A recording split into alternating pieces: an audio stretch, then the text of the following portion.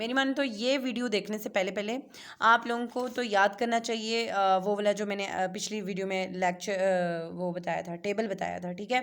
तो वो टेबल तो मैंने एवं ही मतलब आप लोगों को सिर्फ समझाया था कि याद करना कैसे है, याद करवाया नहीं था, ठीक है। वो खुद याद करके फिर ये वाली वीडियो आप लोग ने देखनी है।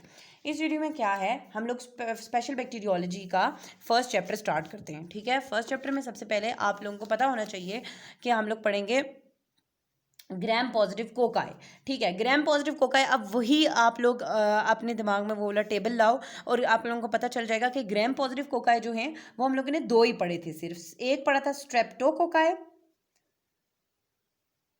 कोकाई और दूसरा पढ़ा था हम लोगों ने स्टेफाइलोकोकाई। स्ट्रेप्टोकोकाई और स्टेफाइलोकोकाई, ठीक है। यहाँ मैं आप लोगों को बता दूं कि स्ट्रेप्टोकोकाई जो होते हैं वो चेन्स बनाते हैं इस तरह की, ठीक है। एक ही एक्सिस पे वो अरेंज होते हैं और वो चेन्स बनाते हैं। और जो स्टेफाइलोकोकाई है ना, वो क्लस्टर्स बनाते हैं, ग्रेप लाइक क्लस्टर्स बनाते हैं, ठीक है। अगर माइक्रोस्कोपिकली उनको देखा जाए तो वो ग्रेप लाइक क्लस्टर्स बनाते हैं। बायोकेमिकली मतलब इसको, इन दोनों को आपस में किस तरह हम लोग डिफ्रेंशिएट करते हैं, एक तो माइक्रोस्कोप में देखते हैं तो हम लोग को उनकी अरेंजमेंट से ही पता चल जाता है। दूसरी बात, हम लोग उसको केमिकली भी कर सकते हैं डिफ्रेंशिएट, क्योंकि स्ट्रेप्टोकोकाई जो होते हैं वो हमेशा हमेशा कैटालेज नेगेटिव होते हैं, वो कैटालेज प्रोड्यूस नहीं करते, दे आर कैटालेज नेगेटिव, ठीक है। और जो स्टेफाइलोकोकाई होते हैं वो कैटालेज पॉजिटिव होते हैं, ठीक है। ये कैटालेज पॉजिटिव होते हैं। ये हम लोग केमिकल बायो केमिकली इनको इस तरह डिफ्रेंशिएट कर सकते हैं कि ये कैटालेज नेगेटिव होते हैं, वो कैटालेज पॉजिटिव होते हैं। अब हम लोग आ जाते हैं कि स्ट्रेप्टोकोकाई और स्टेफाइलोकोकाई में से हम लोग सबसे पहले पढ़ेंगे स्टेफाइलोकोकाई, ठीक है। ये जो क्लस्टर्स की फॉर्म में अरेंज होते हैं इनको सबसे पहले पढ़ेंगे।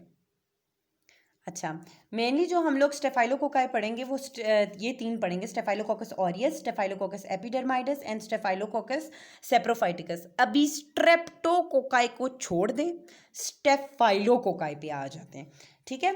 स्टेफाइलोकोकस ऑरियस इनमें से बहुत इंपॉर्टेंट है, पेपर पॉइंट ऑफ व्यू से बहुत इंपॉर्टेंट है, ठीक है। और मेनली डिजीजेस भी यही स्टेफाइलोकोकाई कॉज करता है, स्टेफाइलोकोकस ऑरियस। फिर स्टेफाइलोकोकस एपिडर्माइडस आता है और फिर स्टेफाइलोकोकस सेप्रोफाइटिकस। पहले बात करते हैं स्टेफाइलोकोकस ऑरियस की। पहले मैं आप लोगों को सिर्फ डिजीजेस बताऊंगी कि कौन कौन सी डिजीजेस ये कॉज करते हैं। रेकमेंड यही करूंगी आप लोगों को कि आप लोग पहले इनको रट लो, ठीक है।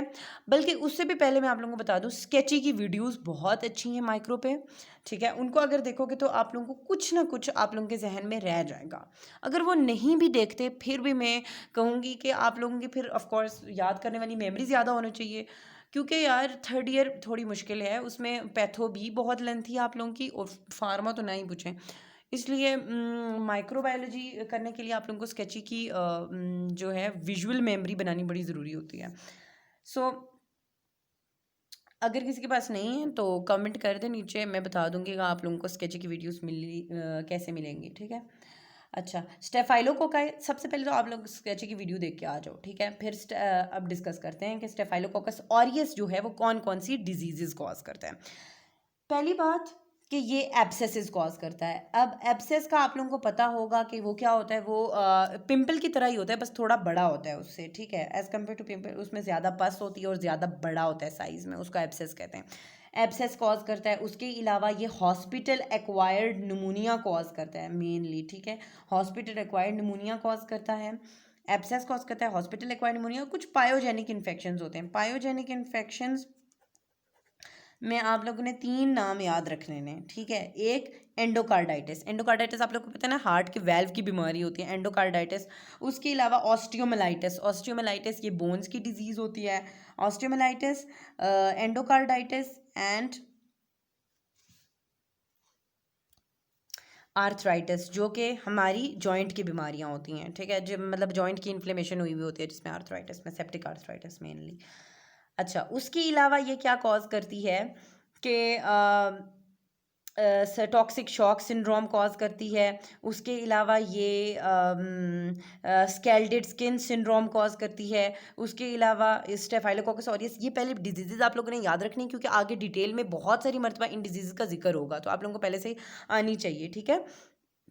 उसके अलावा ये क्या कॉज करती है, हॉस्पिटल एक्वायर्ड निमोनिया मैंने बता दिया, सेप्टिसीमिया सर्जिकल वुंड इन्फेक्शन भी कॉज करती है, और एक बहुत इंपॉर्टेंट फूड पॉइजनिंग ये कॉज करती है, ठीक है, फूड पॉइजनिंग। अगर आप लोगों को सारे नहीं याद होते तो कम से कम ये आप लोगों को आने चाहिए, ठीक है, पेपर पॉइंट ऑफ व्यू से बहुत इंपॉर्टेंट। मैंने पहले डिजीजेज इसलिए बताई हैं ताकि आगे जाके जब मैं डिस्कस करूँ इन डिजीज का नाम लूँ तो आप लोगों को पहले से पता होना चाहिए, ठीक है। इसके अलावा, इन सारियों के अलावा ये कुछ स्किन की डिजीजेज भी कॉज करता है, स्किन और सॉफ्ट टिश्यू के इन्फेक्शंस कॉज करता है, जैसे कि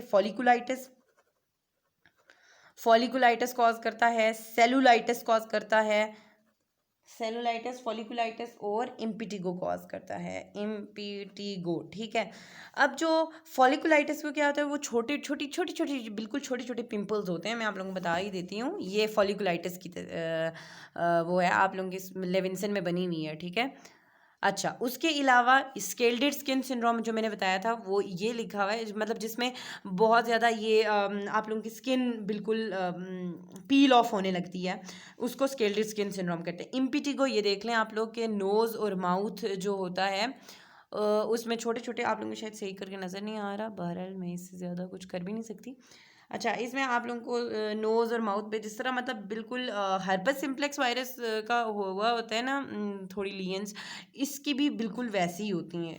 अच्छा, उसके अलावा ये एब्सेसिस वगैरह कॉज करते हैं, मैंने आप लोगों को बता दिया, ठीक है। फॉलिकुलाइटिस, सेलुलाइटिस क्या होता है, सेलुलाइटिस ये होता है कि जिस तरह इन्फ्लेमेशन नहीं हुई होती किसी जगह पे, ठीक है, और उस रेडनेस हुई हुई होती है उस जगह पे, तो बिल्कुल उसको फॉलिकुलाइटिस कहते हैं, ठीक है, उसी जैसा मतलब कुछ हुआ होता है जिसको फॉलिकुलाइटिस कहते हैं। अब ये तो हम लोगों ने बता दिया कि स्टेफ ऑरियस क्या क्या कारनामे करते हैं हमारे अंदर। अब बात करते हैं स्टेफ एपिडर्माइडस की। स्टेफ एपिडर्माइडस आपको पता है हमारी स्किन का ये नॉर्मल फ्लोरा में होता है, स्टेफ एपिडर्माइडस। स्टेफ ऑरियस का बता देती हूँ कि ये नोज़ को कॉलोनाइज करता है, नॉर्मल फ्लोरा में तो नहीं होता लेकिन नोज़ को कॉलोनाइज करता है स्टेफ ऑरियस। स्टेफ एपिडर्माइडस, चले जी साथ लिख लेती हूँ, शायद आप लोगों की विजुअल मेमोरी के जरिए आपको याद रह जाए कि मैंने लिखा था इधर, ठीक है। ये क्या करता है, नोज को कॉलोनाइज करता है, और स्टेफ एपिडर्माइडस जो होता है ये हमारी स्किन के नॉर्मल फ्लोरा का पार्ट है, ठीक है, नॉर्मल फ्लोरा। अब क्या करते हैं कि जब भी हम लोग ने अपनी स्किन का, क्योंकि नॉर्मल फ्लोरा में ये होता है, अब जब भी हम लोग आईवी कोई सिरिंज मतलब कोई भी नीडल पास करेंगे तो क्या होगा कि ये हमारी इसके और हम लोगों ने एसेप्टिक कंडीशन नहीं की, मतलब कोई भी स्पिरिट वगैरह यहाँ पे नहीं लगाया और ऐसे ही हम लोगों ने वो नीडल इंसर्ट कर दिया, तो वो हम लोग नॉर्मल फ्लोरा से मतलब स्किन के ऊपर से ही उसको इंसर्ट कर देंगे एक्चुअली अंदर, जिसकी वजह से वो ब्लड में जाएगा और हम इवेंचुअली हमारे हार्ट में जाएगा। और अगर किसी बंदे के वेल्व जो थे वो प्रोस्थेटिक वेल्व लगे हुए थे या उसको प्रोस्थेटिक जॉइंट्स लगे हुए थे, तो स्टेफ एपिडर्माइडस जाके उन प्रोस्थेटिक वेल्व्स या उन प्रोस्थेटिक जॉइंट्स पे जाके चिपकना शुरू कर देगा। या हम लोग आगे पढ़ेंगे कि ये क्यों ऐसा करता है, ठीक है। तो ये प्रोस्थेटिक वेल्व एंडोकार्डाइटिस कॉज करता है, प्रोस्थेटिक जॉइंट इन्फेक्शंस कॉज करता है, उसके अलावा ये सेप्सिस भी कॉज करता है छोटे बच्चों में, ठीक है, सेप्सिस कॉज करता है।